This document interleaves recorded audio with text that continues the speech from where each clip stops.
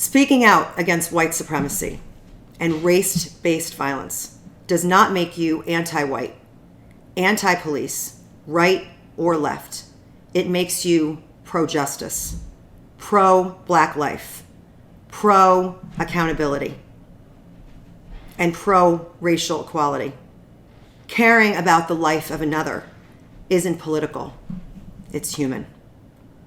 That was written by Shannon Grill, literally culture. My name is Susie Bissett, and welcome to Couch Conversations right here in my home.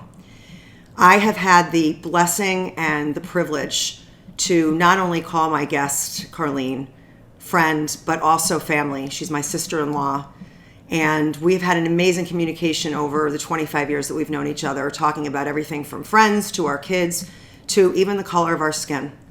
And I have witnessed firsthand some stories that we will talk about together of racial injustices, of how both Carline was treated as well as some incidents with her kids. There's so much that I don't know and that I want to know and I want to understand. And so if this conversation between the two of us, from a white woman to a black woman to a white woman, can help you, then I will be very grateful. So thank you for watching.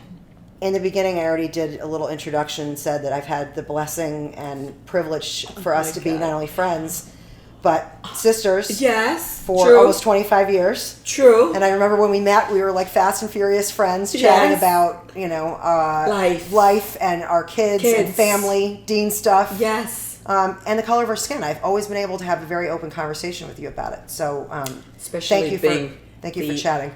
Thanks for having me, and especially being the only African American female in a Dean family. Very white family. Yes. Until I had my son, and then we became a little bit more of the UN, right. but not really that much. I think I felt really integrated at this point, and I thanked you. I'm like, oh, goodness gracious. Now we're really integrating now. So where do you want to begin? How do you feel right now? One of the things you said when we were texting the other day was about your fear and upset about being the mom of 3 black men. Oh, and so how do you feel about what's going on right now? Well, that's the reality. The reality is that we're in a world right now that's hurting.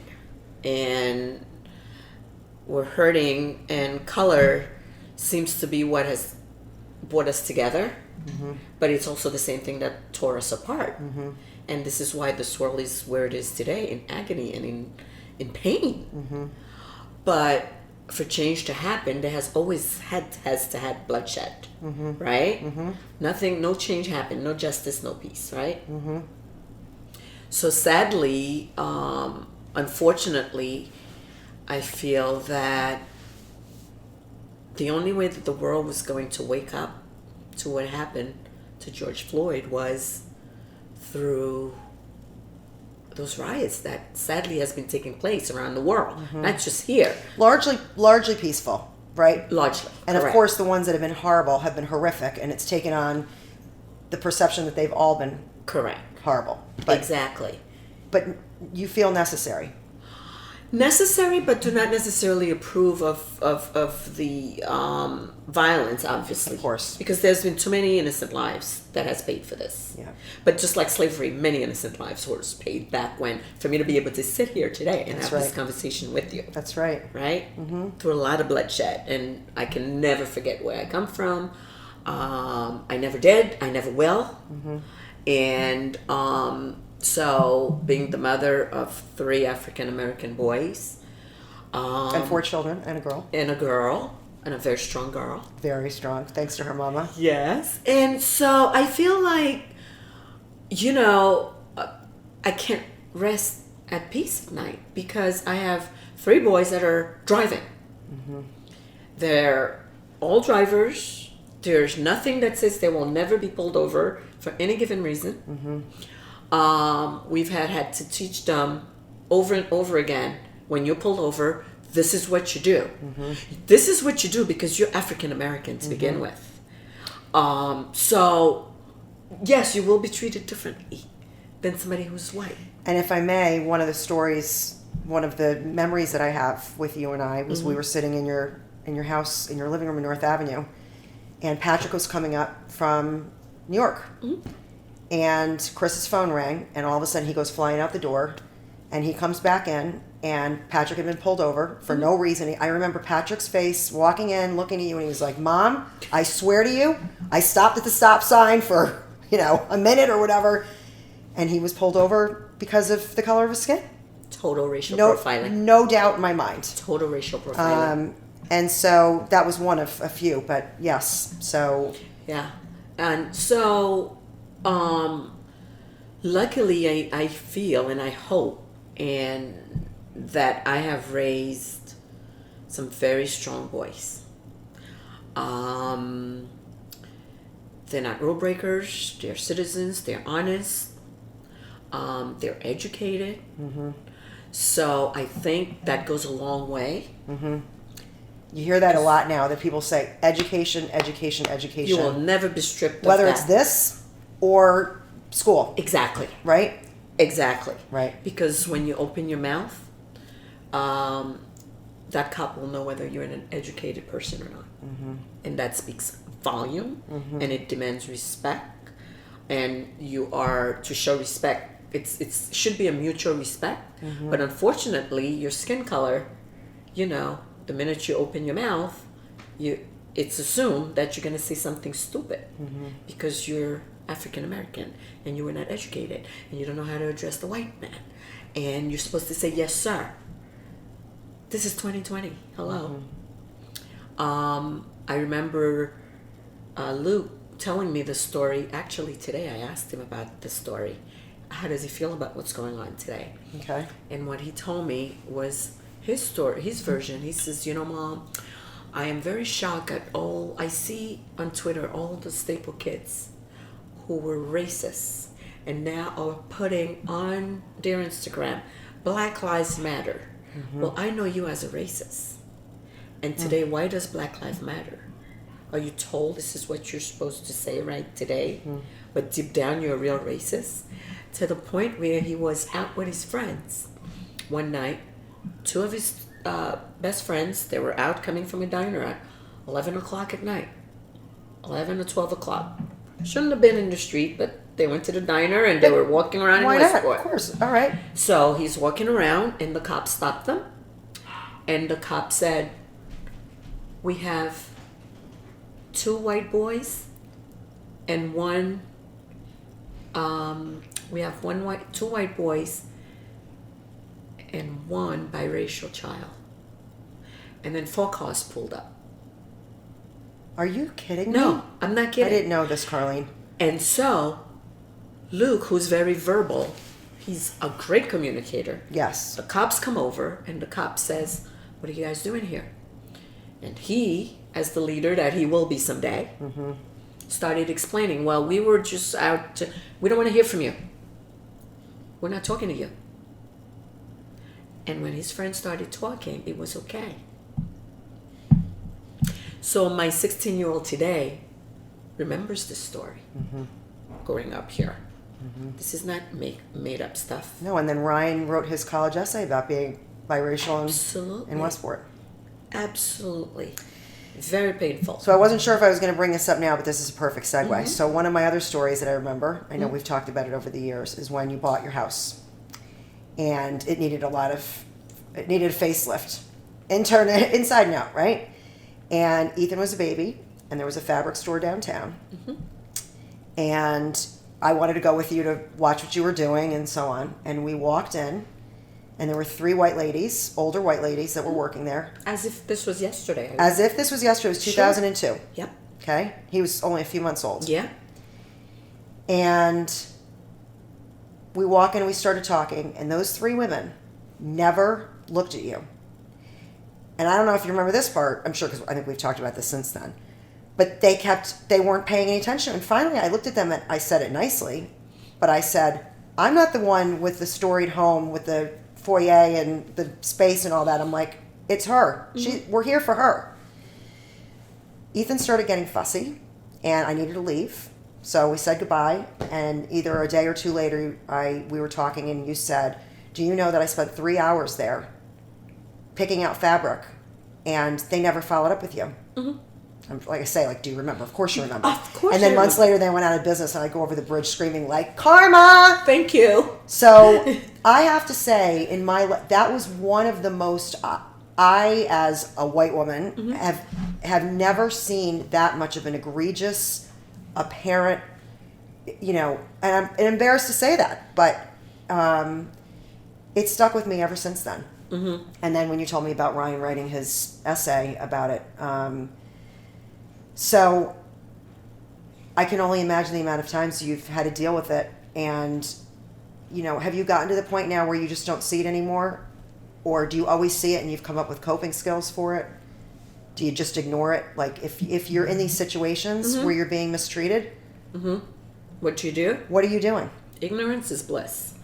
So I was blessed with confidence. I really was. And a strong mommy. A strong. I mean, I was told I was good enough. I was enough. Mm-hmm. Right? That's an important message. I was enough. I didn't need to cater to anybody else. Mm-hmm. That's a really important message. I got to where I am by hard work. Okay? When I worked on Wall Street, I could have been the black girl who was on the trading floor, who was uneducated. When jobs were popping out left and right, you could have, left one job today and got one tomorrow. One of the best stories of my life is that when I started Wall Street, I didn't have a college education. And I was on the trading floor, okay? Working with all kinds of educated or uneducated people. Mm-hmm. But what I do remember is that I was only one of 3 African American women on that floor. And I had held my head very high. Mm-hmm.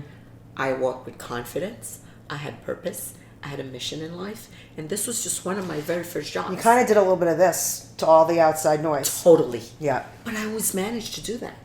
And it was a blessing. So because you were told you are enough by your mom. I was enough. And I'm assuming a large part of your family had that we were who message. We were, yeah. That's family love, strength. You're good. This is us, Religion has been a big part of your Huge, life. Yes. Yep. And I still rely on that a lot.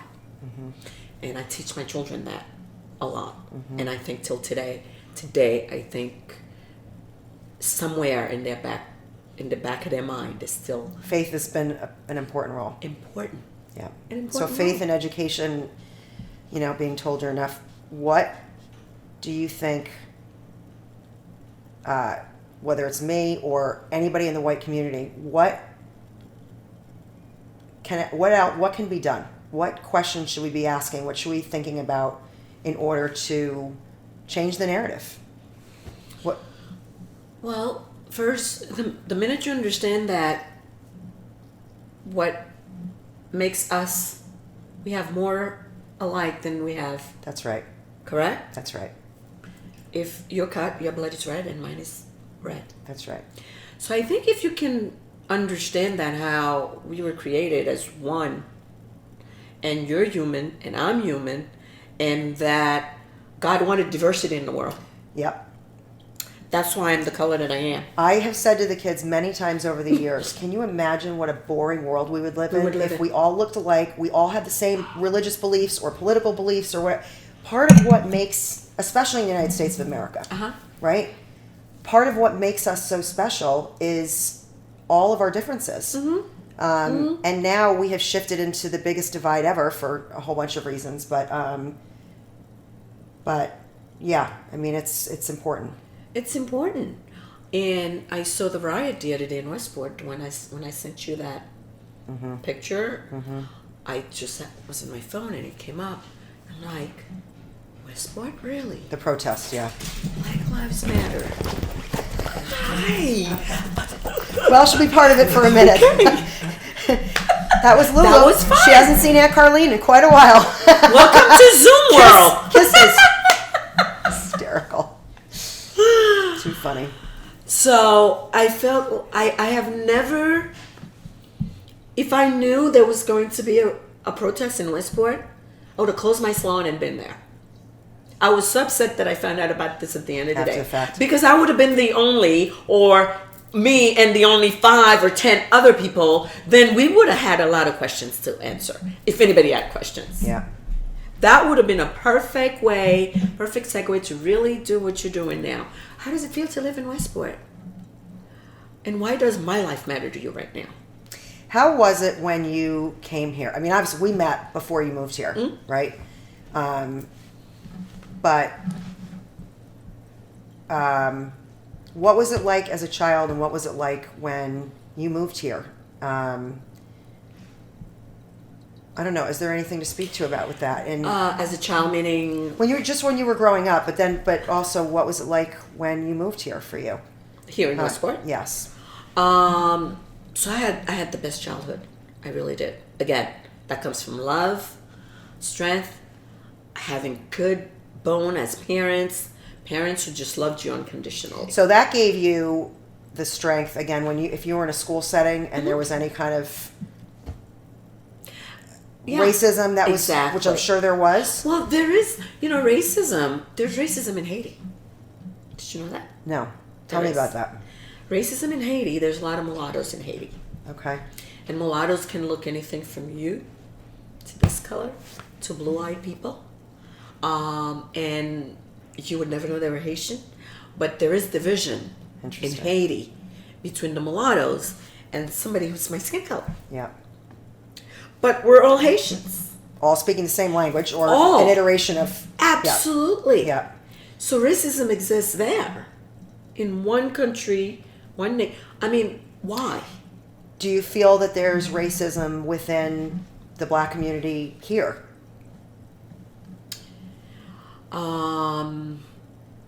Is there racism in the black community? Yes, I do believe that. I do. I don't know if that's a stupid question, but I just it's- thought about that. I don't if it think can any happen. question is stupid, because I think there's tears in life, Yeah. and I think within our black community, within your black community, Like the term pecking order, so to speak, right? exactly. Right. I mean, does the black doctor? Do you look up to the black doctor here? But you look at, the black kid who's working at Stop and Shop, who's an essential worker today. Mm-hmm. Is he here or she here?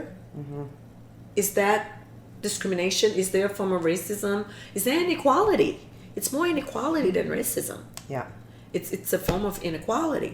But I think before we judge, I think what we can do is, before we judge, we should look and ask ourselves, when you see someone, what has gotten them here? I do see. That's amazing. Yeah. How did you get here? Because everybody's got a story. Everybody's got a story. Everybody's got a story. Yeah. When I walk around in Westport, I don't look around. I go about my business as if I belong here. Because you Because know you what? do. I belong. Of course you do. I belong. Okay? I was planted here. God had a bigger picture of how I ended up here. And that's how I ended up here. Because there was a higher power making those decisions. So when we let go of things we have no control of, then, luck, God, and the universe, guidance, provides. Just Yes. follow your dreams. But don't leave him behind. Don't always have a plan. Always, I think for me too, it was always, whatever I'm doing in life, I always have plan B. Always. I'm looking for what my next life chapter is right now, but only I can map it out. That's right. Nobody can tell me what's next for me except for me, And that's a great message too. isn't it? And my color will not decide what's next, and I will not live by that rule. I just won't. I can't, and because I can't, I can instill that in my children. But I did teach them there's a lot of inequalities in the world. Whether you want to be judged or not, you will be.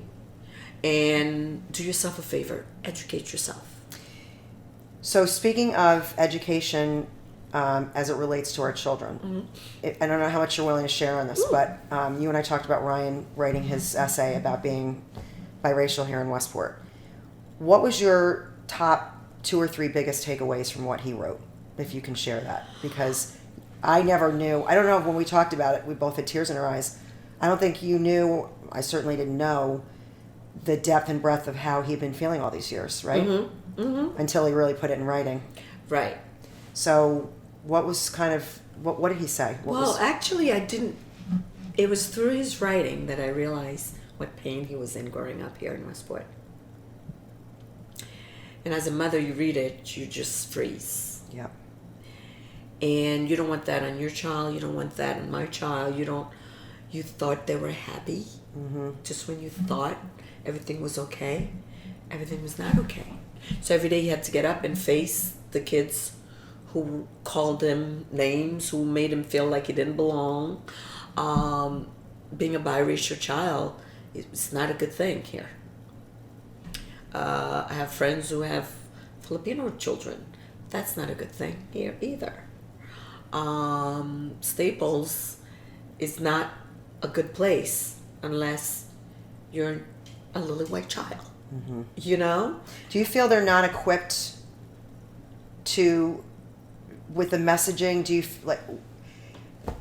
what would make that better from a school system? Is it the bottom up? Is it the kids, right? Because they're being taught certain things at home, right? Kids, we don't pop out as racists. Correct. It's been written a lot lately. Like we That's come out correct. pure, clueless, and then we're formed. Yeah. I believe, I've had this conversation about nature versus nurture because I've a biological child and an adopted child, which I think I love them equally and exactly the same and everything. But I think there's a certain part of us that we're born, and then the rest of it, you do pop out a certain way, right? But that's like if you're outgoing or, Correct. and then some of it's taught. But being racist is 100% taught.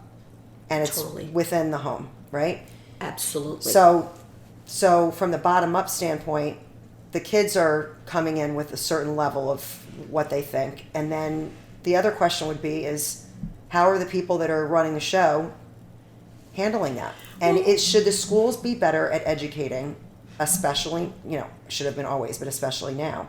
Should the schools do a better job at trying to change that narrative?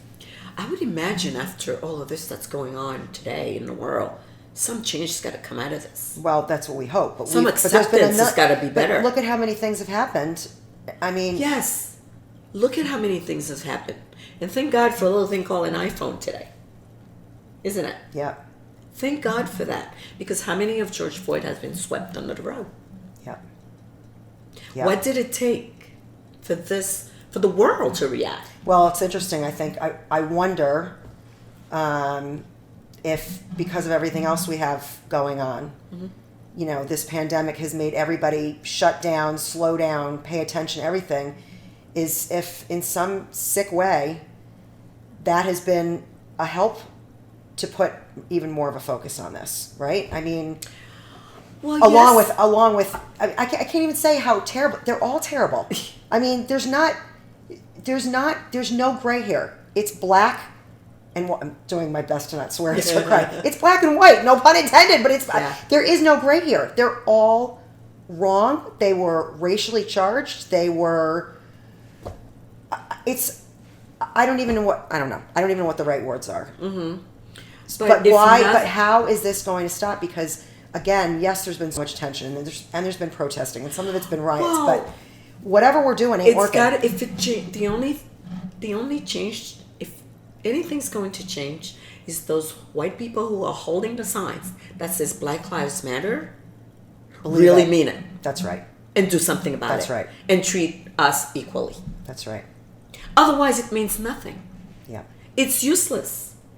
It's it's saying I am going along with the flow because this is what the world wants me to do today. But tomorrow I'm going back to my home behind the door. I'm going to be that racist. I'm going to be that person. But you have to be able to see wrong for what it is and be the change that you want to be in the world, right? Right? So if nothing's done, if we're not having this conversation, another George Floyd is dying right now. Right. So what does that mean today? If nothing comes out of this, that we can realize that the world needs change, the world is in pain, that black people, listen, slavery was only abolished 400 years ago. That wasn't a long time ago. No, it was not. It wasn't a long time ago. Okay? And in less than a month, for 2 black men to be murdered in the way that they were brutally murdered. What does that mean? Who's next? What does that mean? That how do I know it's not going to be my child next? What does it mean? So we need to be the change that we are saying that we are going to be. And if that doesn't happen, then all of this is just useless. It's just noise. It's white noise, pardon the pun. No, good pun. I thought about that. That's right.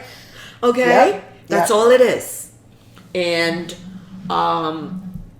if the world can come, if this is what it took for the world to come together and see through different lens of what's really going on in the world today, then it was all worth it. It was all worth it. And that's not to say that all cops are bad. No, of course not.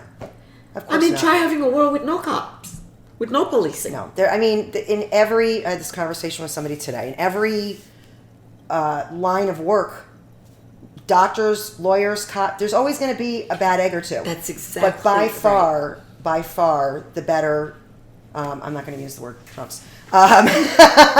Surpasses the bad. The good people always surpass, but unfortunately, the bad end up, especially in these cases, being really bad. And exactly what you said. Chris told Luke. Luke said, Chris told him, there's bad in every Walk of life. career. Right, every career. The electrician who's going to rip you off, charge you double. It doesn't matter. Right. Right? There's bad in there's the doctor that's going to rip you off. It doesn't matter. And Luke said, yes, but the difference between the electrician and that cop is you can lose your life. Yeah. That's the difference. That is the difference.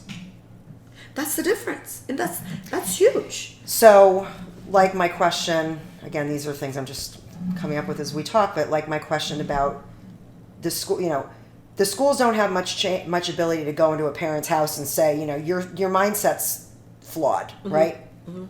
But the schools have the right to put programs in place to educate when they're in school and try to have these discussions, right? My question is, what are police precincts doing? Do they need to do a better job of vetting the people that they put on the beat, right? To stop the racial profiling. That's exactly right. And say, these are our set of expectations. These are what, is going to be okay and what is not. Right. And put stopgap measures in place so that they don't end up with cops like that. I don't know. I wonder if that would work too.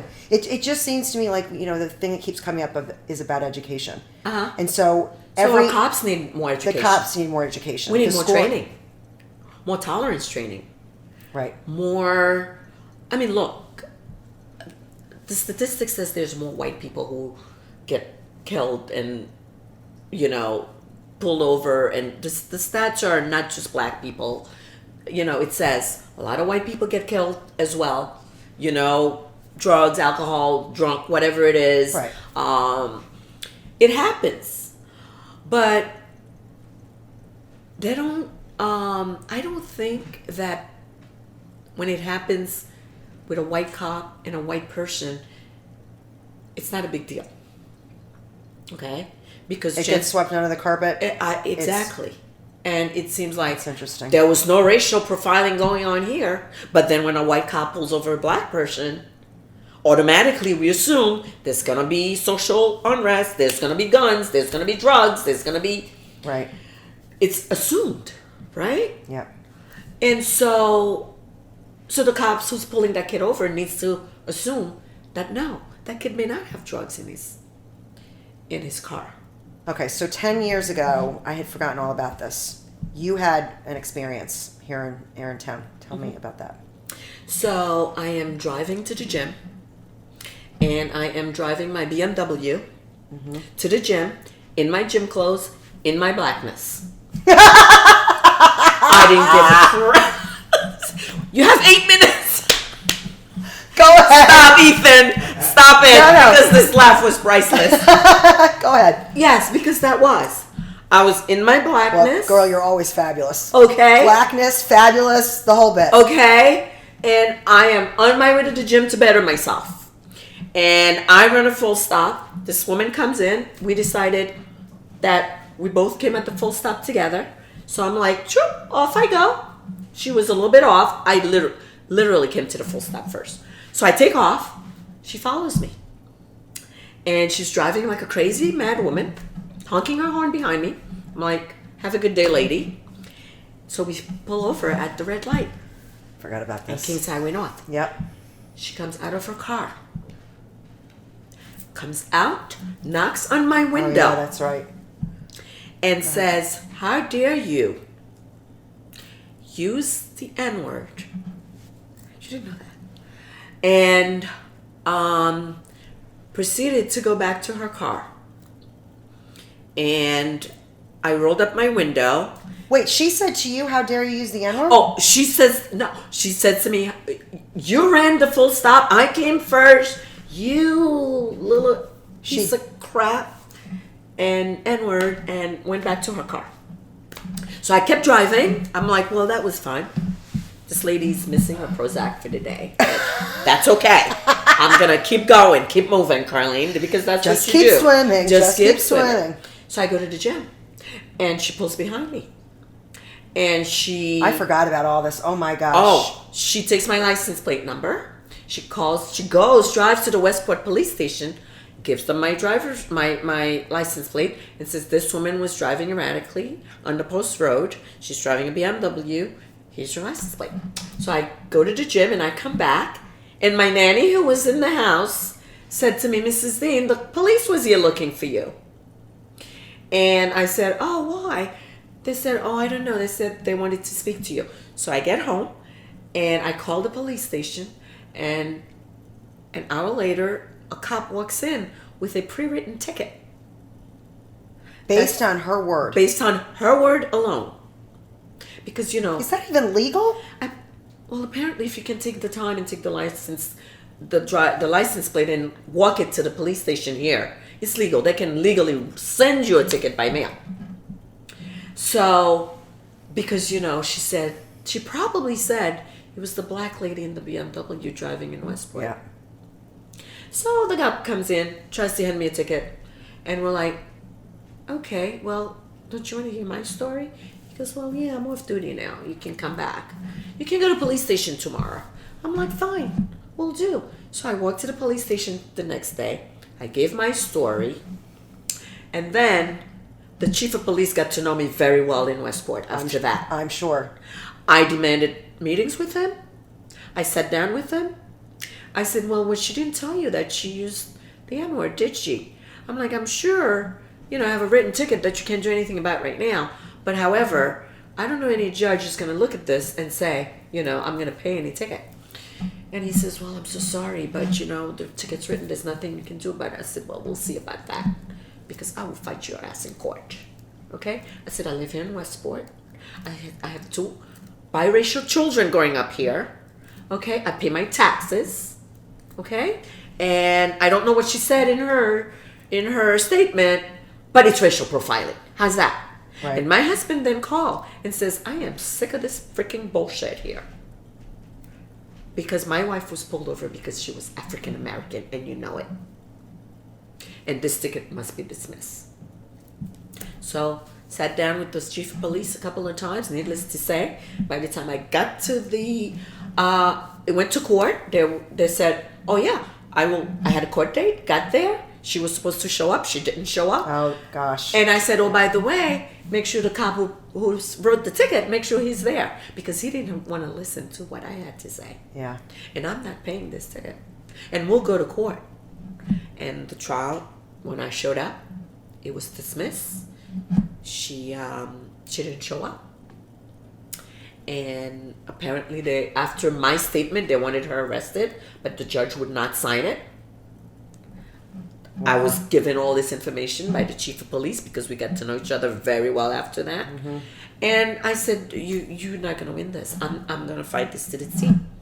And so needless to say, I never paid that ticket. But the agony of going through this and to just driving while black came to a whole new meaning here in Westport for me.